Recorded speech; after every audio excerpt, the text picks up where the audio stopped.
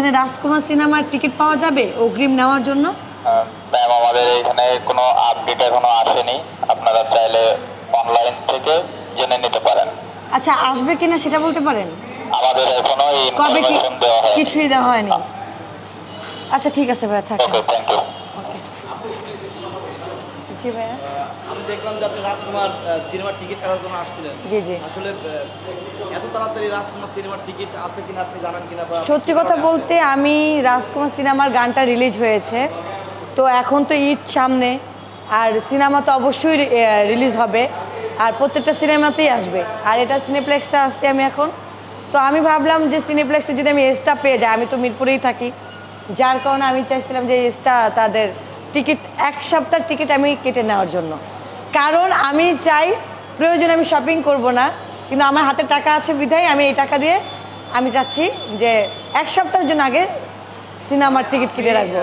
Shopping এর টাকা দিয়ে রাজকুমার সিনেমার টিকিট অবশ্যই, হ্যাঁ হ্যাঁ। শপিং করবেন না, শপিং লাগলে পরে করব টাকা হইলে, কিন্তু আমি আগে টিকিট কেটে রাখতে চাচ্ছি।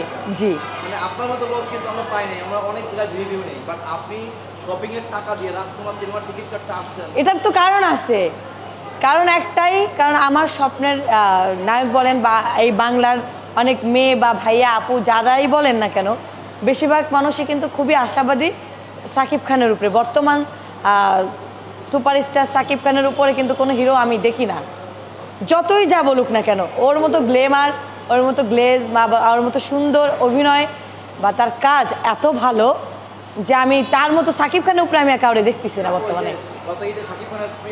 আমি যদি দেখেন, আমি যদি টাকা দিয়ে সিনেমাই দেখি, আমি যদি টাকা দিয়ে টিকিটই কাটতে হয়, আমি এমন কারো টিকিট কাটবো যেটা আমি দেখলে আমার টাকা উসুল হয়ে যাবে।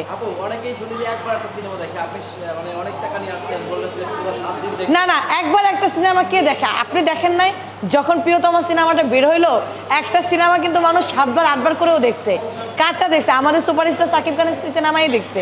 তো সেখানে আমি সাকিব খানের 7 বার তো নর্মাল ভাই, আমি তো মনে করি নর্মাল। আমার যদি আরও টাকা থাকতো, আমাকে যদি বাসা থেকে আরও টাকা দিত, আমি মনে হয় যে আরও টিকিট কিনতাম। শুধু একটা সিনেমা না, ওর তো আরও সিনেমা বের হবে, তো আমি দোয়া করবো না আমি যেন প্রত্যেকটা সিনেমা দেখতে পারি, কারণ আমি প্রচণ্ড ভালোবাসি।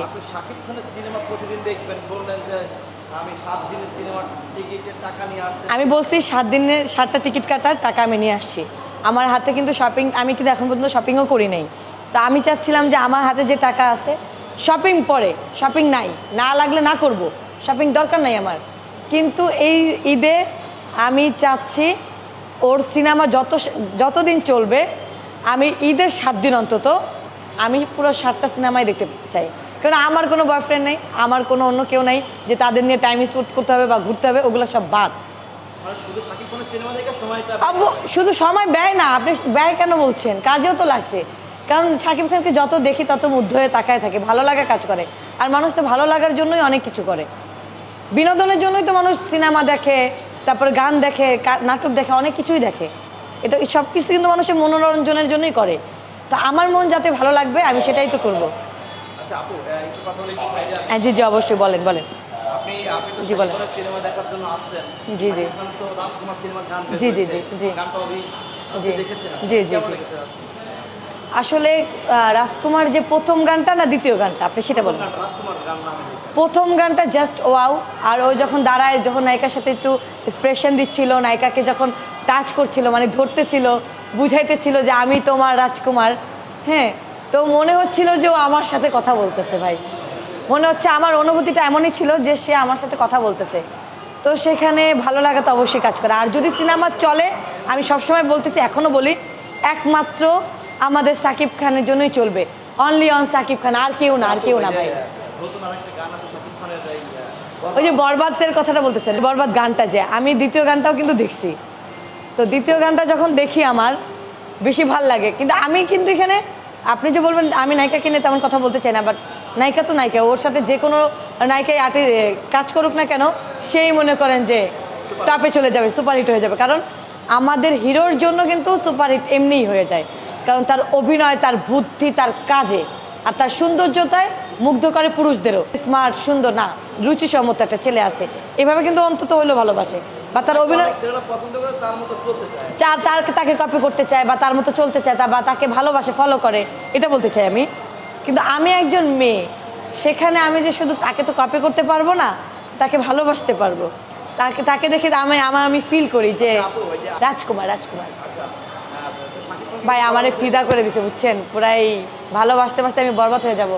আমার সাকিব খান বাংলায় আসছে, সরিষা বাগানে যখন ওরা একটা বসার একটা মানে আছে ক্ষেতের মধ্যে, আমাদের গ্রাম দেশে কিন্তু ওগুলো দেয় সরিষা বাগান পাহারা দেওয়ার জন্য বা ক্ষেত খামার পাহারা দেওয়ার জন্য। ওই জায়গাটায় যে পাহারা দেয় সে বসে, তো এখানে আমাদের সাকিব খান বসে, চারোপাশে শুধু সরিষার ফুল আর সরিষার ফুল। হ্যাঁ, ফুল তো আসতেই সুন্দর, কিন্তু তার মধ্যে মনে হচ্ছে যে অন্যরকম একটা সৌন্দর্য কাজ করতেছে আমাদের অনলি অন সাকিব খানের চেহারার উপরে।